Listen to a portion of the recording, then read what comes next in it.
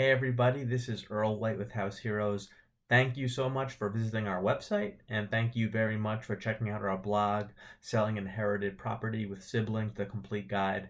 Now, the blog, like beneath this video, is an index where you can click around the blog and see everything from expert comments to alternatives to the alternatives that you can take when you're selling an inherited property, like renting it, having a sibling buyout, listing it for sale. So I'm not going to go into everything in this video, as the blog speaks for itself. That being said, we definitely have House Heroes have been buying probate property, inherited property for about 5 years. So I wanted to touch on a couple things that we've learned along the way that I think would be really helpful, for anyone, selling an inherited property.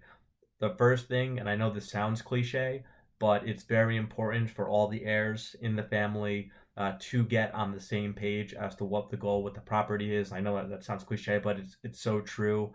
There are a lot of options that you can take with the house that you're inheriting, and it's not always clear what the best is. And when the family is on a different page as each other, it oftentimes does lead to a lot of negative experience.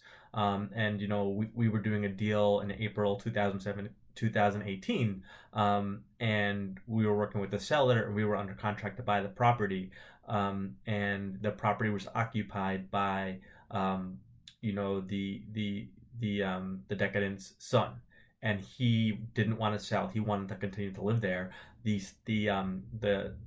rest of the family wanted to sell it, and they couldn't come to an agreement. And what ended up happening was the son got a lawyer, the person we were under contract with got a lawyer, and they had hearing after hearing from April 2018 all the way till November of 2018. So it's over 6 months of litigation, and you can only imagine what the attorney's fees were for that. And it ended up being that the court just issued an order, that the brother had to buy out the siblings. I mean, that could have happened on their own. There was no need for that litigation.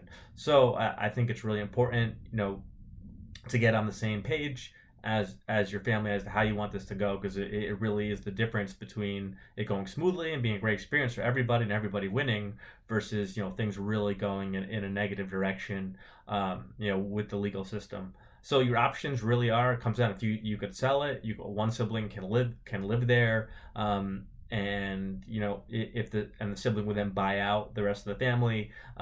If the sibling can't buy out the rest of the family, you could sell to a real estate investor who would then let the occupant stay as the tenants, and that's a way everybody can win. You could keep it as a vacation home if you like the area, or if you're an investor type, you can keep it as a rental, particularly if it's a higher appreciation area or a good rental area. It may make sense to say, if we don't need the money and we're willing to do it, and we live nearby, let's rent it out, sell it in 5, 10 years, 20 years, after it's appreciated and we've collected some rental income.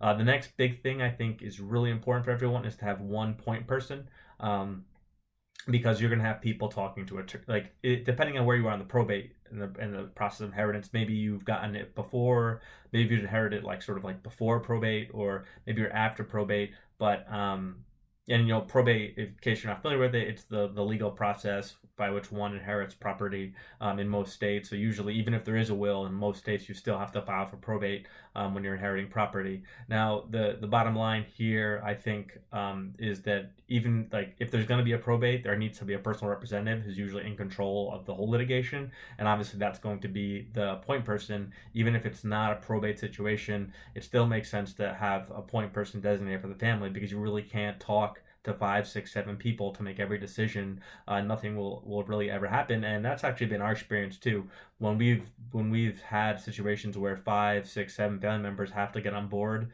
to sort of take any action, I've never seen it happen.